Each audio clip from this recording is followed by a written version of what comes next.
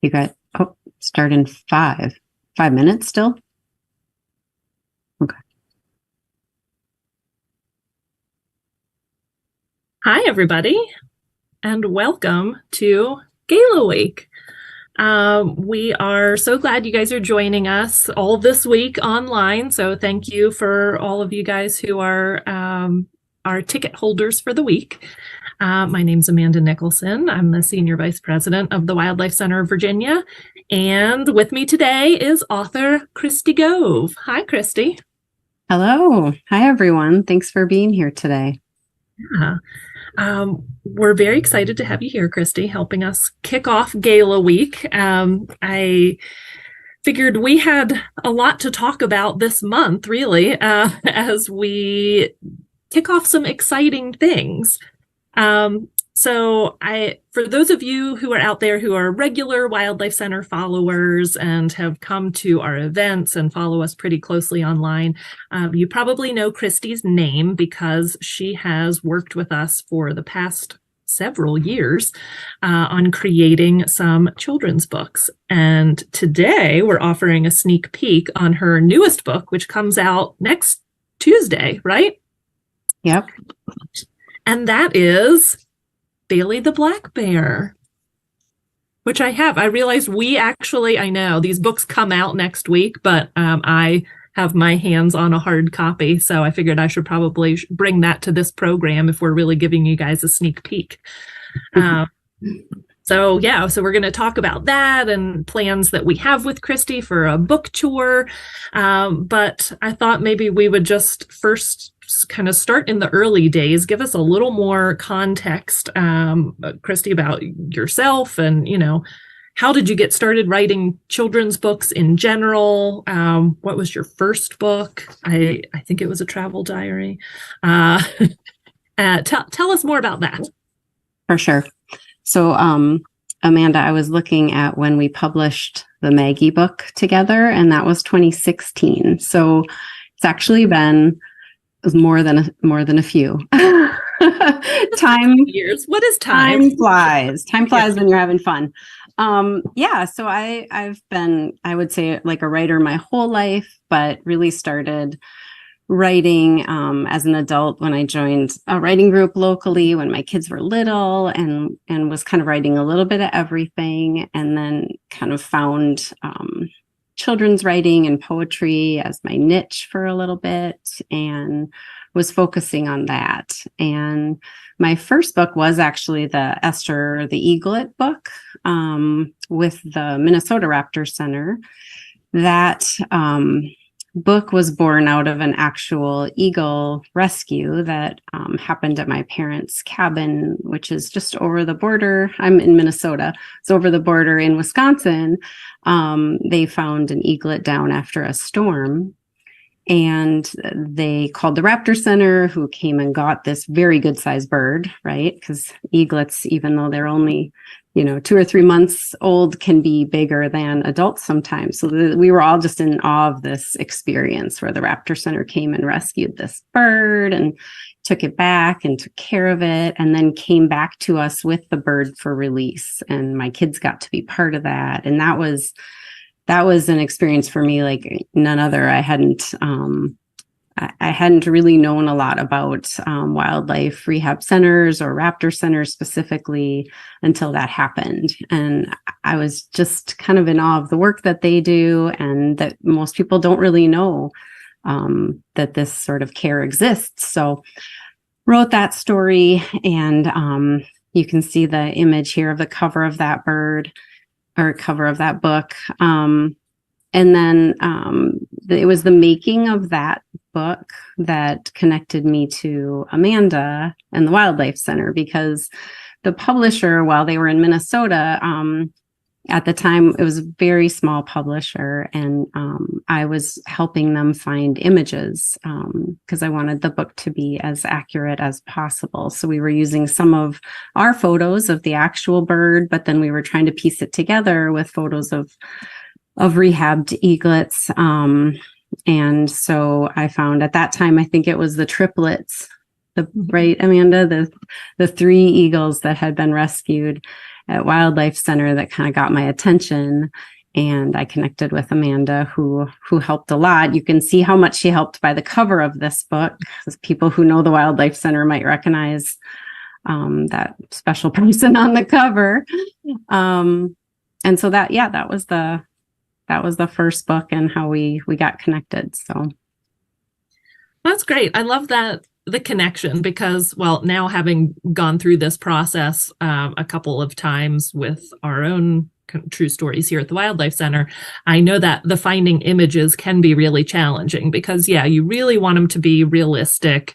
You don't want to, I think we've used stock photos as needed, but like sometimes if you depend too much on stock photos, it gets kind of farther away from the feel that you want in this book. Mm-hmm. So finding photos can be challenging. So it's nice. I don't know. It's a nice reflection of like the connection of our wildlife community. Because we know the Raptor Center folks really well, and they're a really great place. So just neat that kind of, looking for eagle photos also led to us. And of course, we've utilized other places' photos and made additional connections when we've had to supply photos too. So I know. So Ed Clark's on the cover, and I think there are a couple other photos in there of our crew knows them as the rock star eaglets. They're a legendary part of our history here. So kind of a fun little factoid. Oh yes, this is one of our photos in the book of the Rockstar release. So there are a couple of those in there, which is really cool. Mm-hmm. Yeah, it's been fun to feature people that in the books. You guys probably know Amanda's featured in one of the books. She's got like a full spread. So if you bring her the Maggie book, she can sign that page. Right. Yes. So speaking of, so Esther came out, that was, wildly successful, obviously. We love a rehab true story book. And then what? And then we were connected. This is not just me, like I will interview Christie and ask questions because I kind of forget the answer to this of like, how did we move forward on the Maggie book in particular? Why Maggie? Yeah. So doing the Esther book for me was like really had been kind of a lifelong goal to publish and to be able to share stories and just to see something that you wrote come into like fruition in real form. And that was just so fun. And so when Esther was out and done, I was like, well, Amanda's amazing, and so is Wildlife Center of Virginia, and they have innumerable stories. And at that point, I had this idea of like, I'm going to do one about every kind of raptor. A lot of books. So I think I just said, hey, what do you think? Like, are you interested in doing that with me in the full book form? Because the original book was a little more partnered with the Raptor Center, the Esther book, but this one I proposed that we partner. And you brought the Maggie story because she was important in Richmond and had been on the news and people were just paying attention. And her story was so unique in that, she survived but had to stay at the center, and that she was felt meaningful to people in the area, and had such personality. I think you felt personally connected to her as well. So you had proposed that story, and I was like, yeah, that sounds like the right next book. Yeah, we I do recall as we talk about ideas, and you've been like, hey, I want to do another book, and I think maybe another raptor book, or another in the Bailey case, a non-raptor book. So, like, what do you think? So I do feel like I kind of like pitch my ideas to Christie as well. So I'm sure I can easily see myself doing that, because at the time, we probably started this process in 2015, I would guess. It takes a while to go through this writing process. Yeah. So, she was my little obsession back then at that point, since she was a new bird and hatched in 2014 and came to us and all that. So Yeah. I mean, I was thrilled both because Maggie's a really cool bird and seemed like a different angle of, it's still a true story of rescue and rehabilitation, just not the release part. Right. But that can mean something very different. And for us here, our ambassadors play such a critical role in our mission. That I'm always open to that. Plus, you get to have like really cute photo shoots like this one of Maggie reading her own book. That was one of my favorite pictures. She legit looks like she's reading the book. Oh, it's about me. Yeah, it's all about me. Go check it out. So we decided when this book came out, we decided to do a book tour with this, right? So we're like collaborative. Christie comes to Virginia and we tour Virginia. Mm-hmm. What do you recollect about that book tour? Well, I got to meet Maggie, which was pretty cool. Like writing about her was one thing, but actually meeting her was just neat. It was just really neat to see her in person. I mean, she's amazing. I remember the fun of talking to people that loved Maggie, even though they hadn't met her, and watching people connect with her. I mean, to have the star of the book, like Maggie, be able to be there and have kids ask questions and be curious about her. And when she would yell, watching their faces, it was very special. It was really neat. It was fun to watch, especially the kids see her. Yeah. What do you remember? Anything? I mean, I remember it being really busy and really packed because, like we said, Christie lives in Minnesota. So it's not like we were trying to like really condense our time into these locations. So we would roll into a variety of places and Christie would read the book to everyone. And then we would answer questions about the Wildlife Center. And I'd introduce Maggie. We got to be on television, like in studio taping, which is always, a little frightening. Frightening. I feel like all of us look on edge in here a little bit. It's like bright lights and like, I don't know, television people are usually pretty done up and I'm always like, oh. Yeah, we do all look pretty serious there. But it was a fun experience. I remember really just carrying Maggie around everywhere, like in her crate of like, here we go again, out of the van, into the place, into, like in and out, in and out. I think it was also very hot at one point because I think I wanted to go in a place and use the bathroom and get a coffee. And I was like, I don't think I can go inside anything and turn the van off because it's so hot. But right. Yeah, that's right. Maggie was probably exhausted by the end of that weekend, as were we too. But yeah, she was definitely an ambassador that weekend, big time. Yeah, but it's it remains, I mean, a really popular book. I think, from my understanding, I think you indicated that you suspected at one point that like some school systems were purchasing this book to use in the classroom, which is really cool. Mm-hmm. Yep. I've had messages from several different school systems who've purchased the Maggie book. And it is, the bestseller of all the wildlife rescue books. It's interesting really because people have a connection to her with her injury, and kind of the change in what her life would look like. A lot of people kind of see themselves in that. And see, the challenges that we might have in our own lives and things that turn us in a new direction.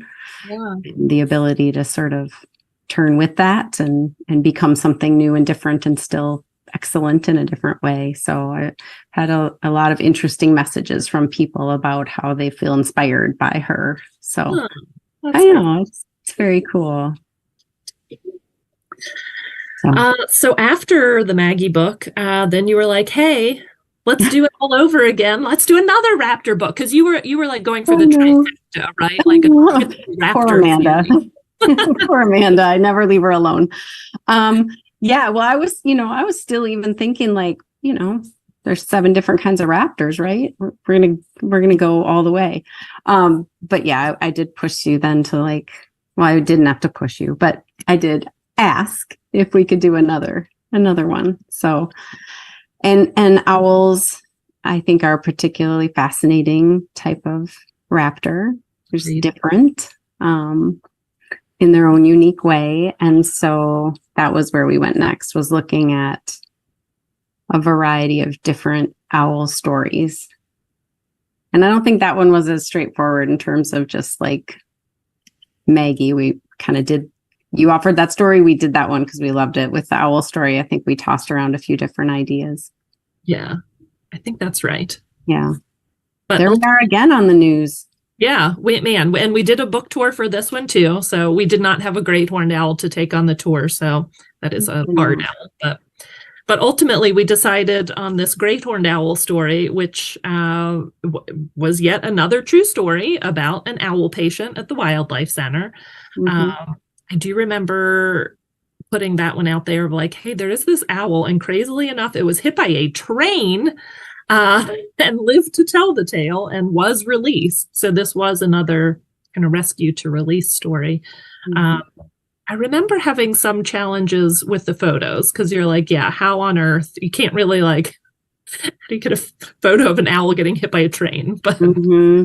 Yeah, it was good. Yeah. Like everybody did a good job piecing that together. So, mm-hmm. Yeah, I think that story was both familiar and unique. Like owls are most often, I think, hit in terms of their interactions with humans, hit by cars because of their focus when they're hunting. And so this tells a similar story, but hit by a train, which is unique. And the owl rode that train all the way to the roundhouse where they took the owl off the front of the train.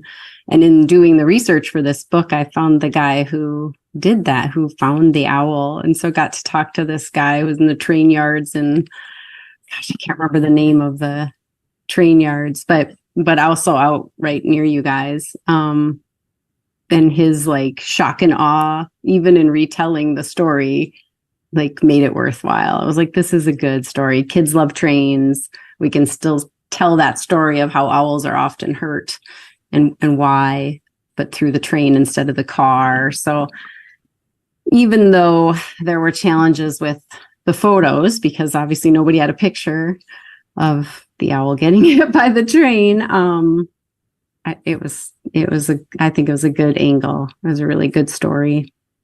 And that it was released. Like it had a broken wing and a broken leg and still released. It really was an amazing story. And I remember at the time, one of our veterinarians she was a newer intern when that owl came in, and it was like, I think her first surgery here, like independently doing surgery. And then, it was released and she was able to be a part of that release. And then the veterinarian stayed on for an additional period of time with us for a fellowship. So it was neat to have her here to like see this, it was her true story too of fixing this bird. And yeah, everything we know about owls is they live such a life of subtlety in terms of like, they have to be silent when they fly. There's really not a lot of room for error. So when you're talking about a broken wing and a broken leg, I mean, the odds were very much stacked against that bird. So it was an amazing story. So I'm glad we got to encapsulate that in another book. Mm-hmm. Yep. That was very cool. And I think Dr. Peach, right? We'll never forget that. Yeah. So then recently, you came back and said, okay, let's go. It's time for another book. But let's not do a raptor. Well, that was actually more the publisher who I thought we've got the trifecta of books. I got the sense they weren't going to do a book about every raptor like I wanted. And so I was sort of letting it be for a bit. And they came to me and said, hey, we think a mammal rehab story would be really cool. And so then we started to look at an even wider variety of story options. And I got to propose a bunch of different stories. And so I think I know I proposed the possum story because you and I both are pretty keen on them. And I was hopeful that they would like that because I feel like possums, get a bad rap, but more and more people are loving their little quirky selves. So we proposed a possum story. I think I proposed a turtle story, the bear story, and then I can't remember if I proposed a turkey vulture story. I'm kind of obsessed with turkey vultures, so I was kind of interested in doing that. That would also sneak in a fourth raptor book, but anyway, they came back wanting a bear story. And I think for a variety of good reasons, when you look across the United States, black bears really can be seen by anybody. They're around. We interact with them as humans a lot, not deliberately, but a lot of accidental interactions. And so I think it felt like something that people want to know more about, kids are interested in, and they're cute. Like that's a big thing. Like, I don't know that they thought the possums were cute, which isn't fair, not cool. But, so that was the one that they were interested in, was the bear story. And so then we dug deeper in like which bear story. Yeah. And you had a favorite bear. Yes, I we were happy for a bear story. We certainly get a lot of them in here. We're the only facility within the state that can rehabilitate black bear, so we do often see a lot of them coming through here. Some years we get a ton of cubs in, and we're, I think our busiest cub year we had 19 at once, which was chaos. This year we have 5, so that's nice and manageable, but we always have bears, and we always have bear stories. And I think 2013 was our first year really rehabilitating bear cubs long term. That was the year we built our big 2-acre facility. So we've had these collection of bears, collection of bear stories every year.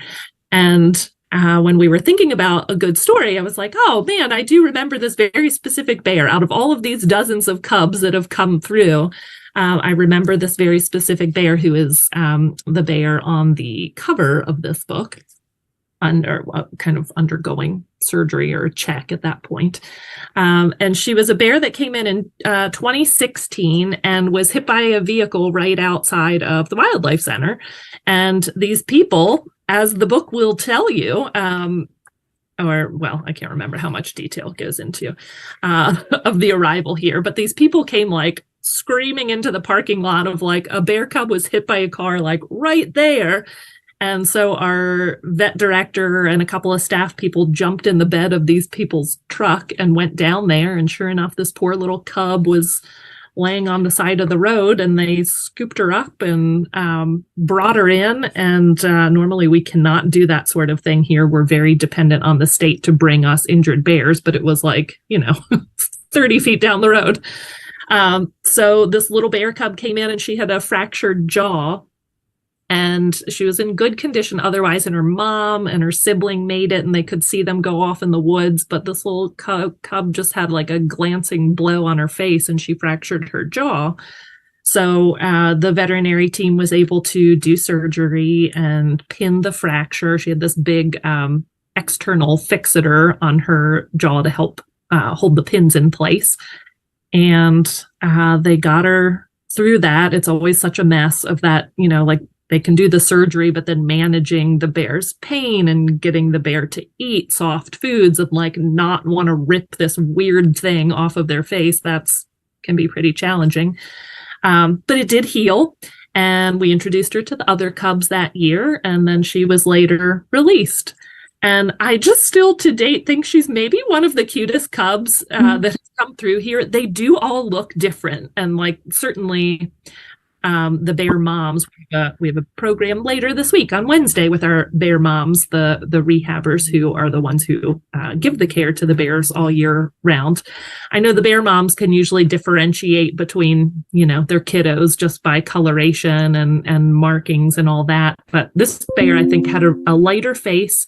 And I don't know if it was because of the jaw fracture. I'm going to guess yes, but she kind of had like a permanent little droopy lip, which was just really endearing and cute. She was just such a lovely looking bear.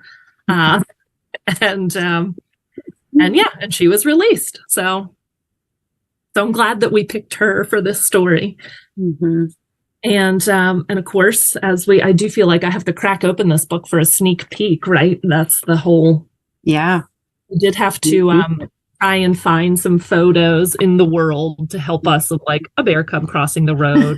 Didn't have those, but there we go. But once we get into our hospital part, that's us doing surgery and supplies and whatnot, and our cute little bear cub getting a checkup, external fixator.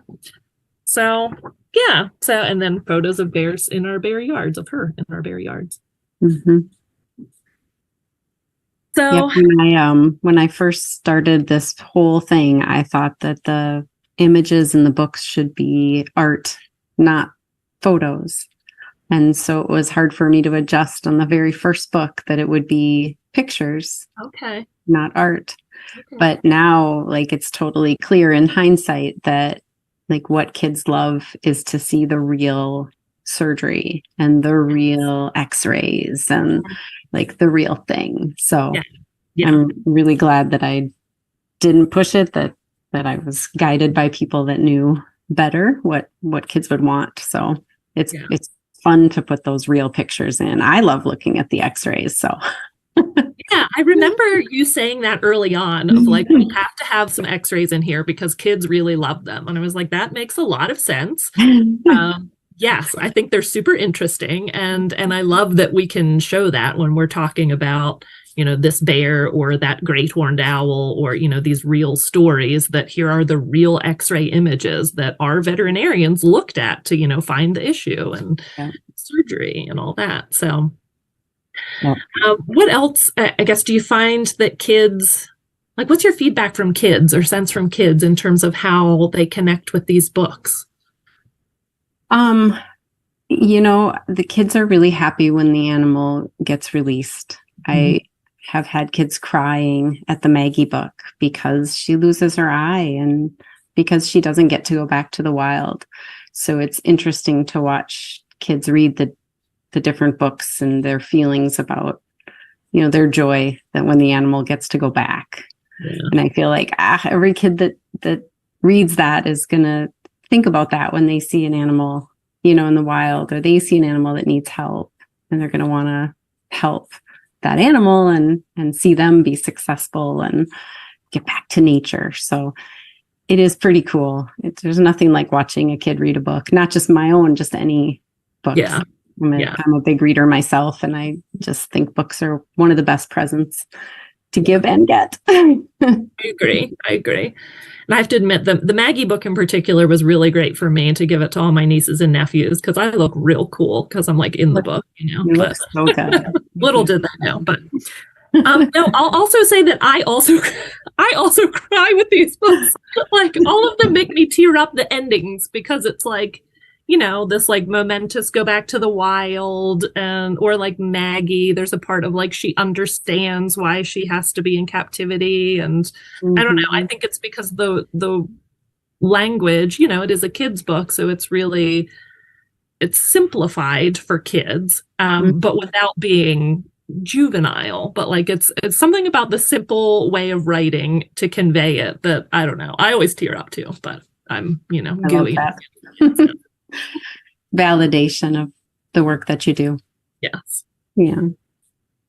And I should say too, so yes, these are all true stories. I think the other great part about all of these is that Christie is really wants to do all of this like back matter stuff. So there is in all of these of like, what there's animal specific questions. So it's like, what happened to Bailey's mom? Or, let's talk about bears denning in the winter and how can I help and that sort of thing. So it really kind of focuses on that true story and pulls it back to like, there's a lot more you can learn if you're super into this book. Yeah, that's a good point, Amanda. When you read it to kids, they love the simplicity of the story, but they always have more questions. Yes. And so I was really glad to be able to do the back matter because it lets you dig in a little bit deeper, like why couldn't Maggie be released? Like what are the real issues with a peregrine falcon only having one eye, right? Because we couldn't dig into that in the story per se, but then you can go to the back matter and understand it better. Yeah. And it was also my sneaky way to get in like light little lessons, like with the Eagle book, I talked about lead shot and copper, like using bullets. So I get to get a little bit of like education in there that you just can't put in the, story itself so much. So yeah. And about wildlife centers, I get to put in my little shtick about donating to the work that you guys do and the Raptor Center does and stuff like that. So yeah. 2 questions. Should I jump over to those or should we wait till the end to do those? Great question. Well, let's do this next question. Well, I was going to ask you about our upcoming book tour. And yes. Okay. One of those questions, but actually I will utilize that. Thank you, Larry, for feeding us questions. If you guys have questions, if you're watching out there, feel free to type them in the YouTube chat there if you want to ask Christie all of your questions, and we'll see what we can get to. But yes, so we're book touring again later this month, very soon, actually. It's coming up. Yes. What do we have planned? Do you even know? Do I even know? Well, you sent me an outline of some ideas. I think we're going to a children's museum. Yeah. I think we'll probably do a library reading hour. Yeah. I think we're doing Barnes and Noble. Yeah. But which city is that? Is that Charlottesville? Charlottesville. Yeah. So for this book tour, we'll be, for those of you in Virginia, we'll be in the Shenandoah Valley. We're going to hit Harrisonburg and Waynesboro, and then we'll cross the mountain to Charlottesville as well. But we're going to stay kind of in this immediate area. I think you and Kat, you hit those.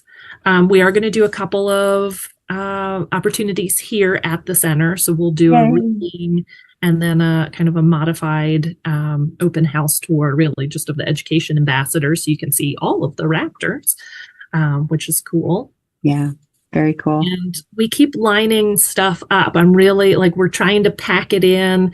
And my coworker Connor has been helping line up some stuff too. So I just added another. He talked to a place on Friday, actually. So we added one more stop to the tour in the Bridgewater area and at the Green Valley Book Fair. If you guys are here in the Valley, it's a very cool place. So hopefully there's extra time to peruse the Green Valley Book Fair before or after. But shopping for us. Yes, exactly. So we will be selling books on our book tour, but then after that as well, we'll have them in the Wildlife Center online shop, which is also where you can still buy the Greta the Great Horned Owl and Maggie the Peregrine Falcon book too. Mm-hmm. Yep, it should be super fun. I think we're traveling with an education ambassador too. Is that what you said? So we will have an animal with us, not a bear, people. That's what I'm trying to line up some in-studio opportunities too, because we love the media. We'll be nervous, but it's good. But yes, I've been trying to set it up of we'll have an ambassador. It won't be a bear. I don't know if that's disappointing or good to hear, but yes, we will not be bringing bears with us. But I think this tour gives us the opportunity where we'll just talk about a bunch of Wildlife Center stuff. So we'll probably have a rotating cast of characters on this tour with us this time, which is kind of nice to one bird doesn't have to do it all. We don't want to exhaust one ambassador. Give them all a little time out. Yeah. What I wanted to say too about books, we'll be selling them in person. I can sign them at the tour. And then if you need to buy one online, like Amanda said, you can go to the Wildlife Center website. You can always go to your local independent bookstore and they can order any of these books. They don't always have them on the shelf. And then I use Bookshop. If I'm buying online books, you can choose your local bookstore, like independently owned bookstore, and then they'll ship them to you. They're all on Amazon as well. I tend to try to guide people towards their, whatever your little local person is, should give them your money. But they are also on Amazon. So a wide variety of places to get them. And the full set of books signed by Christie is also in our auction this week. So if you guys are checking out those auction items, there is a full set. The Bailey one isn't pictured yet because we did not have it in our hands when Ashley was taking photos of all the auction items, but it's the full set of 4 books, 4 wildlife books. And we threw in some puppets too, because why not? Then you can act things out. Exactly. Yeah. Yeah. The other thing in the auction that we're doing this year, or I'm doing, is like a coaching session. So if you or anyone in your life is interested in writing and you're interested in what does it look like to try to publish a book or to send a query to a publisher, or how does that even work? How do you format that? What if you get a publisher who's interested? What do you do? What does a contract look like? It's really just an offer to have a conversation. If you have a kid in your life who's interested in writing stories and wants to talk about it, I can do it with a kiddo, or an adult or whomever. So that's something that's in the auction this year that we're going to see if anybody has any interest in.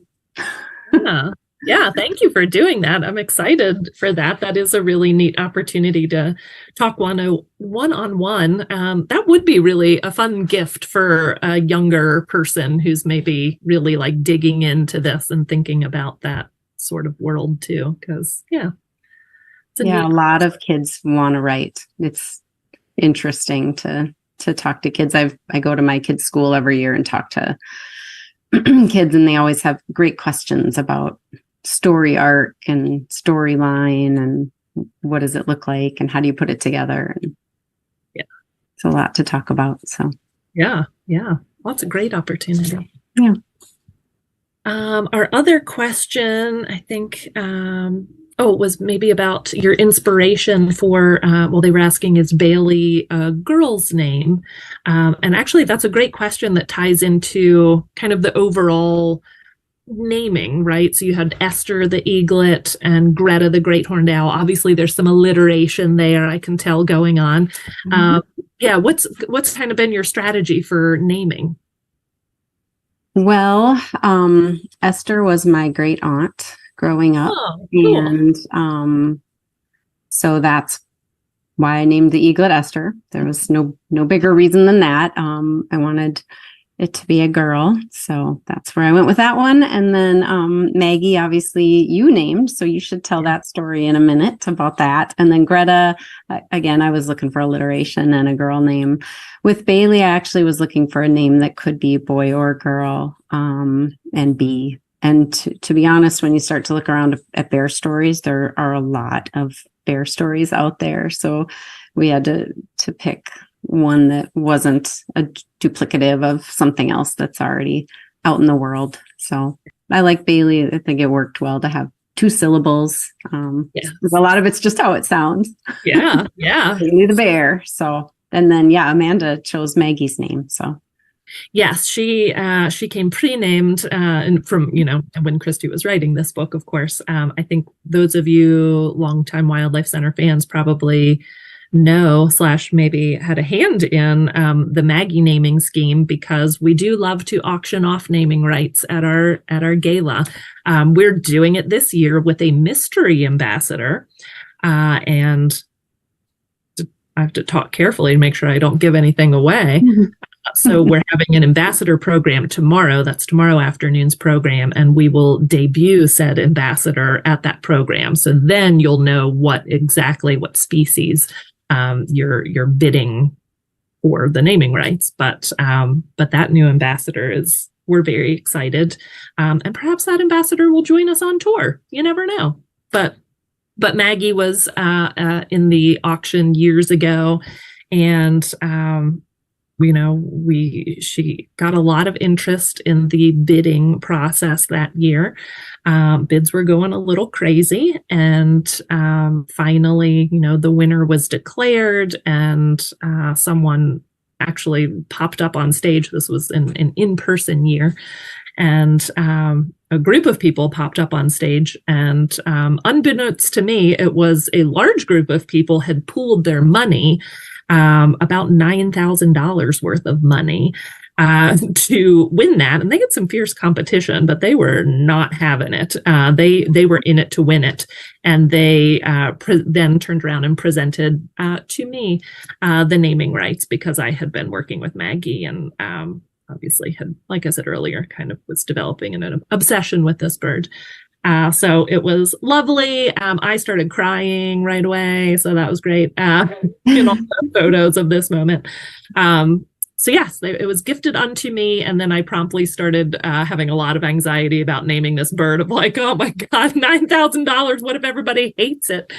But I ultimately really wanted her name to connect to Richmond, because her parents were together for so long and really produced a lot of falcons over the years, and really contributed to the recovery of that species in Virginia. We still don't have a ton of reproducing falcons here. People, I think, know that falcons had a rough time in the 70s, just like bald eagles. But while bald eagles have been the big time comeback kids, peregrine falcons are, they're doing okay, but there's not nearly as many here. And so I really wanted her name to be reflective of those Richmond roots and her Richmond parents. And so I was looking for landmarks or people, or just something with a significant tie-in there. And I will admit, actually, my husband was helping me come up with a short list. And he was like, how about after Maggie Walker, who was a famous Richmonder and the first female president of a bank and an advocate for people with disabilities and a teacher. And I was like, I literally cannot think of a better name then that's great. So I named her Maggie. And it's fitting too. It's just kind of like a spunky little name, just like her. So that is a great name. So yeah, so good question. That led to a good discussion, and gives you maybe some inspiration for this year's naming rights for the ambassador of thought processes to go through. Mm-hmm. Let's see. Do we have any other questions from our folks out there? People just recollecting on their memories of that auction, or yes, lots of comments on the Bailey name, and that's cute. The book tour is at the end of October, so that is here in Virginia at the end of October, the 26th through the 28th, and it is posted on our event calendar. So if you go to the website and look at the event calendar, it's listed there. We are still fine-tuning and adding more stops, so check back as we develop more. And yeah, Christie, do you have any future plans? Are you next year, are you gonna be like, hey, Amanda, let's write another book? Maybe. So, keep thinking about those good stories.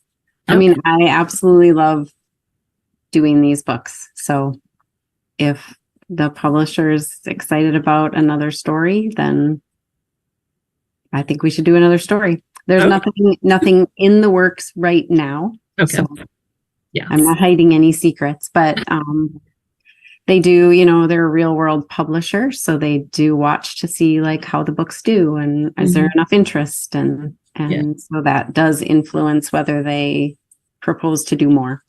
Yeah. So this is our first foray into like a mammal story, kind of a different turn, and I guess we'll see how it goes. Yeah, I do have like an idea of like a book for like teeny little people, like whose snoot is this? Like a little like close up on faces or noses. Like I was asking Amanda, like just save me all the cutest pictures. But I haven't done anything with it. I'm constantly trying to like think about things like this. So yeah, I'm open to ideas if people have them. Oh man, I bet they do. They do. Let's see. Oh yes, here's one. How about a book, Ted the Turtle? There you go. Yeah, I do love turtles, and there's so much to say about them, and it really they're is important, and yeah, that's a good idea. Yeah, we tend to see a lot of turtles in here, a lot of box turtles in here. I do feel like they're always the underdog. People are like, it's just a turtle. But, they're so cool and, yeah, incredibly important members of our ecosystems and always in need of help. Poor turtles get the bad, kind of the short end of the stick just with their small home ranges and increasing development and traffic, and we see so many hit by vehicles. So in Minnesota for a while we still had turtle harvesting going on. I don't know if it was out in Virginia, but yeah, I think that's finally stopped now. But yeah, that shocked me when I heard it, because we have a lot of endangered turtles here. We don't have box turtles, so I think those are so cool that you guys have those. But yeah, there's so many good animals to tell stories about. I would love to do like a bobcat or a lynx story, but they're so hard to see that they're not something that you can like go out in nature and really spy yourself. So yeah, that is more challenging. Yeah. Let's see. Turtle. Yes. Turtles. Well, you guys can continue to throwing out ideas. Drop your ideas in here. We love an idea. The Bailey book should be available in our bookstore, our online shop, I guess at publication date. We can probably list it, but shouldn't ship it prior to that. I think that's not allowed. But yeah, you could do pre-orders. Pre-orders, exactly. Yeah. And you could hold them. I could sign them when I get there if people that's true. want that. So we could. That's true. If we sell them, yeah, we could just hold them. We could do pre-orders and then hold fulfillment until Christie's here if you guys want yours signed, because it's always a fun opportunity. Especially if you're doing holiday shopping and starting to think about gifts and all that stuff. So, yeah, they're the best. They're the best gifts. Yeah. Books, that is. Not mine. Books. Go with it. You're mine.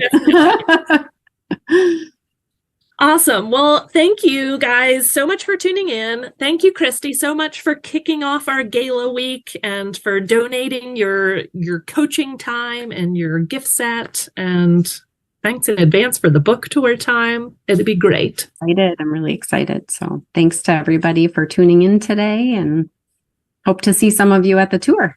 Yes, for sure. And for you gala ticket holders, our next online program is tomorrow afternoon, actually right at the same time, 2 p.m. Eastern.